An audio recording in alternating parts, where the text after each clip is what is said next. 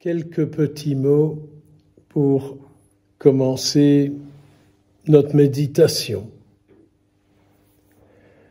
Aujourd'hui, l'Église de France, me dit mon missel, fête Sainte Clotilde.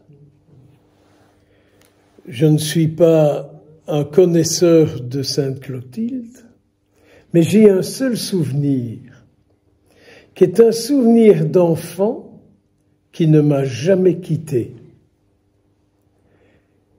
Il semblerait que Clovis, son époux, ait dit avant une bataille, « Dieu de Clotilde, si tu me donnes la victoire, je croirai en toi. »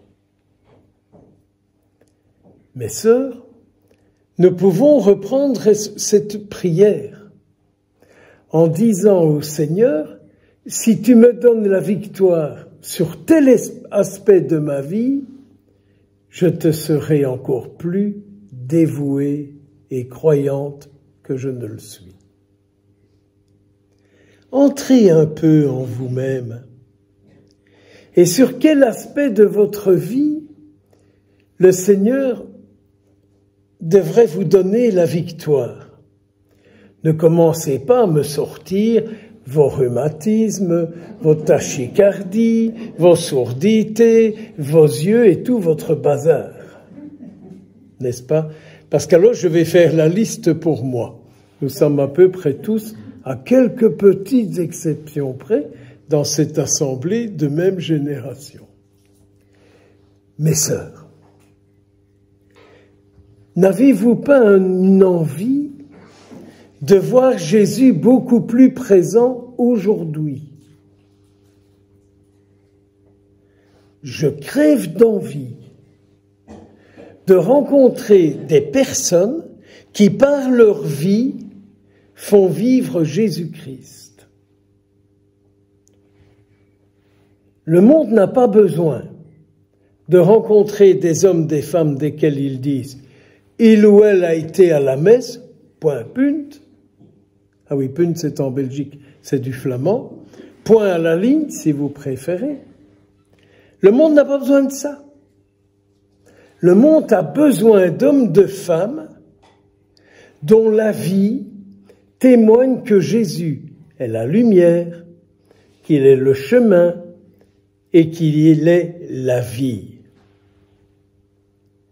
Moi, je crois que si nous sommes encore ici sur cette terre aujourd'hui, vous et moi, c'est parce que le Seigneur attend quelque chose de nous. Que peut-il espérer de plus de vous et moi, d'être pour lui une occasion de présence et d'incarnation? Il faut arrêter d'être des gens qui font des dévotions. Nous devons devenir des personnes dont la vie signifie, représente le Christ. Non pas par des repères de morale, je n'ai pas dit que vous ne deviez plus avoir de morale, soyez sans crainte, mais par des gens qui ont une parole unique que personne ne peut entendre nulle part. Vous comprenez bien que si de plus en plus vous et moi, nous donnons la vie au Seigneur, notre être intérieur, ce sera lui.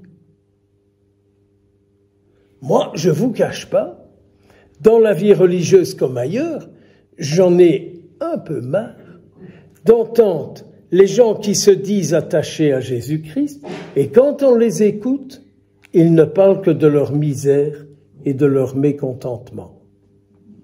Excusez-moi de vous le dire, dans ma congrégation, c'est la même chose. J'ai des confrères qui sont enfermés dans leur souffrance, dans leur maladie, dans leur travers. C'est un enfermement.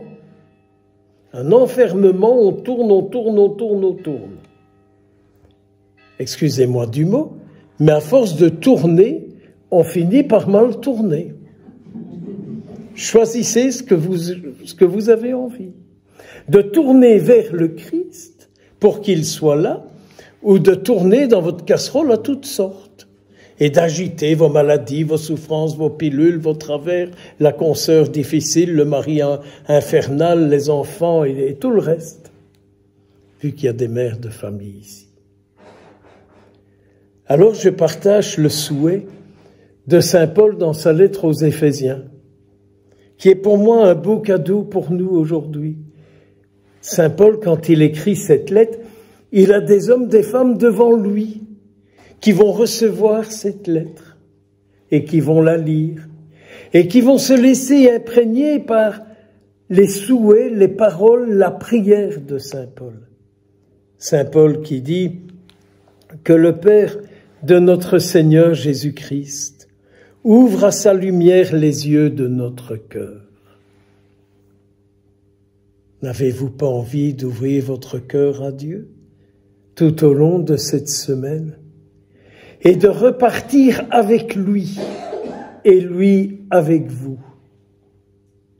En vérité, ne pas virer dans des théories en disant « Oh, mais vous savez, mon Père, le Seigneur a dit qu'il serait toujours avec nous. » J'ai rien à faire de ça.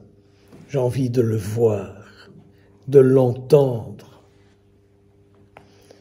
Il ne faut pas dire que vous n'en avez plus l'âge. Si pour le Seigneur, vous n'aviez plus l'âge d'être là pour lui, il y a longtemps que vous seriez en séjour dans une boîte. Un petit sac en plastique avant, parce qu'il faut faire le tri. Soyons un peu écolos, n'est-ce pas? Faire le tri de ce qu'il y a dans le sac en plastique. Oui, Seigneur, ouvre les yeux de notre cœur. Que notre cœur soit le lieu de ta lumière. Et alors, comme continue saint Paul, il dit que nous percevions l'espérance que donne son appel. La majorité d'entre nous, nous avons répondu par un engagement d'une vie consacrée à lui. En fait, c'est vrai pour les religieux, c'est vrai pour les consacrés, mais c'est vrai pour chaque baptisé. Notre vie, elle est consacrée à qui? Elle est consacrée à qui? Car c'est en départ de celui à qui notre vie est consacrée que nous vivons aujourd'hui. Je ne suis pas consacré à un faire, je suis consacré à un être qui s'appelle Jésus-Christ, le Fils de Dieu, le Fils de Marie, qui est venu dans le monde non pas pour condamner, mais pour sauver, qui n'est pas venu pour nous juger, mais qu'il est venu pour que nous ayons la vie, pour que vous et moi, nous ayons la vie de Dieu. Alors, le Dieu de Clotilde, qu'il nous donne la victoire dans tous ces combats que vous et moi nous avons à mener au quotidien de notre vie. Beaucoup de bonheur à vous tous et beaucoup de bénédictions. Ayons le souci du bonheur de Dieu sur cette terre. Amen.